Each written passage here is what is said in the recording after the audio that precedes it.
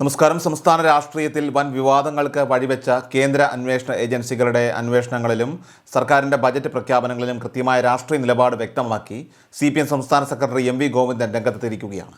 തിരുവനന്തപുരത്ത് ED raid നടന്ന സമയത്തുണ്ടായ അനിഷ്ട സംഭവങ്ങളെക്കുറിച്ച് പരസ്യമായ സ്വയം വിമർശനമാണ് അദ്ദേഹം നടത്തിയിരിക്കുന്നത്.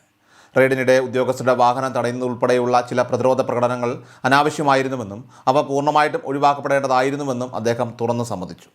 നീണ്ട മണിക്കൂറുകൾ നീണ്ടുനിന്ന നാടകീയമായ പ്രതിഷേധങ്ങൾക്കിടയിൽ ഉണ്ടായ സ്വാഭാവിക പ്രതികരണങ്ങളാണെങ്കിലും ഉദ്യോഗസ്ഥരെ തടയുന്ന തരത്തിലുള്ള രീതികളോട് പാർട്ടിക്ക് ഇപ്പോൾ യോജിപ്പില്ലെന്നും ഇത്തരം സംഭവങ്ങൾ ഇനി ആവർത്തിക്കാൻ പാടില്ലെന്നാണ് പാർട്ടിയുടെ നിലവിലെ വിലയിരുത്തലെന്നും അദ്ദേഹം മാധ്യമങ്ങളോട് വ്യക്തമാക്കി.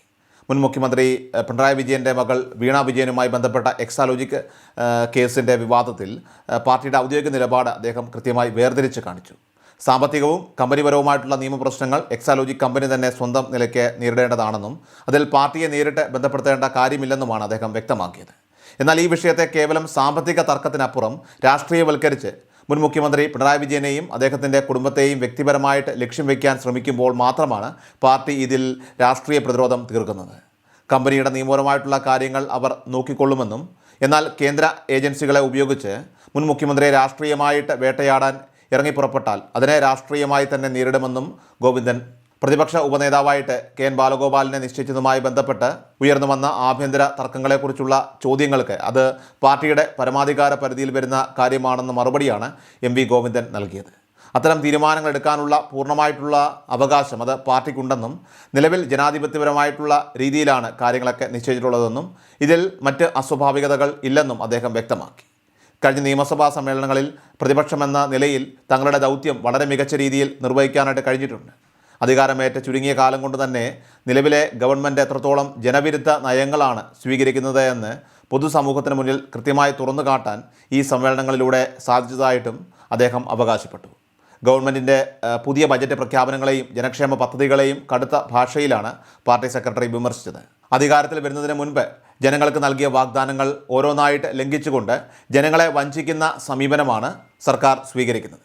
എല്ലാവർക്കും സമ്പൂർണ്ണ സൗജന്യ യാത്രാ സൗകര്യം ഒരുക്കുമെന്ന് പ്രഖ്യാപിച്ച ശേഷം പിന്നീട് അത് ഓർഡിനറി ബസ്സുകളിൽ മാത്രമായിട്ട് പരിമിതപ്പെടുത്തിയത് ഇതിന് ഉദാഹരണമാണ്. സൗജന്യ യാത്രകൾ അനുവദിക്കുന്നതിനോട് പാർട്ടിക്കോ തങ്ങൾക്കോ യാതൊരുവിധ എതിർപ്പുമില്ലെന്നും എന്നാൽ വലിയ രീതിയിൽ പരസ്യം നൽകിക്കൊണ്ട് പ്രഖ്യാപിച്ച പദ്ധതി പിന്നീട് ഇത്തരത്തിൽ ചുരുക്കിക്കൊണ്ട് വന്നത് ജനങ്ങളോടുള്ള വ്യക്തമായിട്ടുള്ള വാഗ്ദത്ത ലംഘനവും വഞ്ചനയുമാണെന്നും അദ്ദേഹം കുറ്റപ്പെടുത്തുകയുണ്ടായി.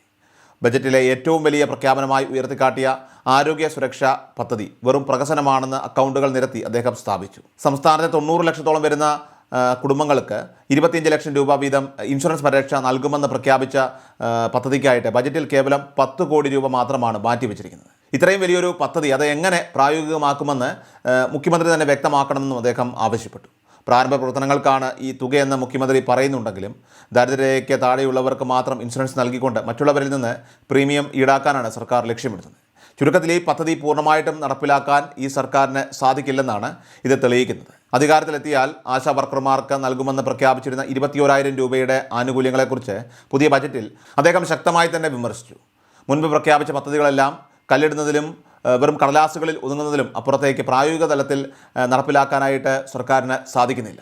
പദ്ധതികൾ പലതും വലിയ തോതിൽ പ്രഖ്യാപിക്കുന്നുണ്ടെങ്കിലും അതിനൊന്നും ആവശ്യമായിട്ടുള്ള ഫണ്ട് നീക്കിവെക്കാനായിട്ട് സർക്കാരിന് സാധിക്കുന്നില്ല എന്നതാണ് മാധ്യമങ്ങൾ പോലും ഇന്ന് പ്രധാന ചോദ്യമായിട്ട് ഉയർത്തുന്നത്. ചുരുക്കത്തിൽ ജനങ്ങളെ ആകർഷിക്കുന്ന രീതിയിൽ നിരവധി പദ്ധതികൾ പ്രഖ്യാപിച്ചിട്ടുണ്ടെങ്കിലും അതിനൊന്നും പണമില്ലാത്ത അവസ്ഥയിലാണ് നിലവിലെ ബജറ്റെന്നും വെറും പൊള്ളയായിട്ടുള്ള വാഗ്ദാനങ്ങൾ മാത്രമാണ് ഇതെന്നും ഗോവിന്ദൻ പറഞ്ഞ് നിർത്തുകയുണ്ടായി.